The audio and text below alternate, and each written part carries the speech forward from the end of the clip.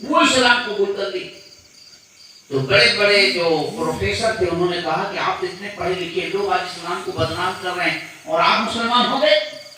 तो कहा कि हमने कुछ ज्यादा तहकीक नहीं की, लेकिन मैं एक जगह गुजर रहा था, मस्जिद के बाहर वजू खाना था, मुसलमान वजू बना रहे, तो मैं सोचा कि देखूं कि आखिर लोग किस तरीके से वजू बनाते हैं। वजू नाम तो सुना था लेकिन हमने कभी देखा नहीं था। तो मैं खड़ा हो गया तो देखा कि मुसलमान सबसे पहले कुछ पढ़ता है, बिस्मिल्लाहिर्रहमानिर्रहीम, फिर नियत किया अतवज़्ज़उ मिनल हज, बिस्मिल्लाहिर्रहमानिर्रहीम पढ़ा और उसके बाद में उसने पहले हाथ को धोया। तो मेरे ख्याल में आया कि हाथ धोना तो बात समझ में आ रही है कि नमाज पढ़ने जाता है, हाथ में कुछ गंदगी होगी, खाना खाया होगा या फिर कुछ चीज को छुआ होगा, इसने हाथ को धो लिया।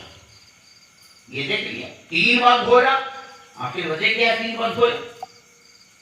फिर देखा कि मुसलमान कुल्ली किया, बात भी समझ में आ रही कि कुल्ली इसलिए कर रहा हो, कुछ खाया होगा इसलिए मुंह में कुछ बाकी ज़रात रहे होंगे, इसलिए मुंह को कुल्ली कर रहा है। देखा कि नाक में पानी चला रहा है, कि नाक ऊपर चबाने की जरूरत है। देखा कि एक छोटी उंगली और अंगूठे से अंदर नाक में डालकर उसकी नापाकी को, उसके गंदगी को निकाल रहा है, छींक रहा है। दिल में कैफियत तो तारी हुई कि रब के सामने जाने से पहले ये मुसलमान कितना पाक साफ होता है। बेशक कि नाक के अंदर की सफाई, मुंह के अंदर की सफाई, हाथ की सफाई।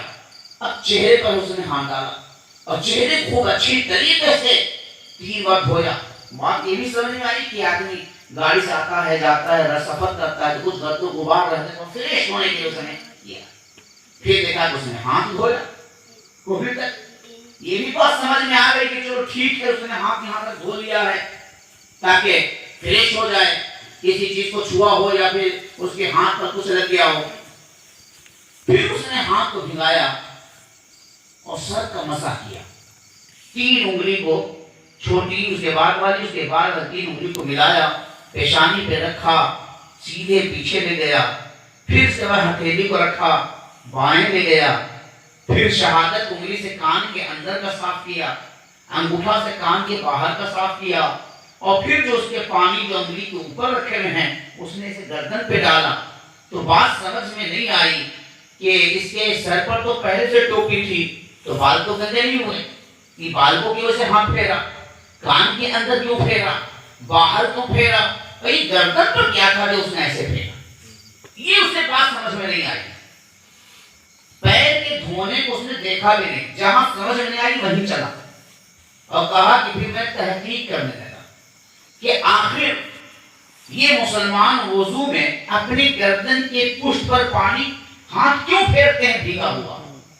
कहा जब 2 साल तहकीक में लगे और खुद वो मेडिकल साइंस का बहुत बड़ा प्रोफेसर जो डॉक्टर था, उसने कहा 2 साल मैंने बड़ी अमीकाना अंदाज में इसको तहकीक किया।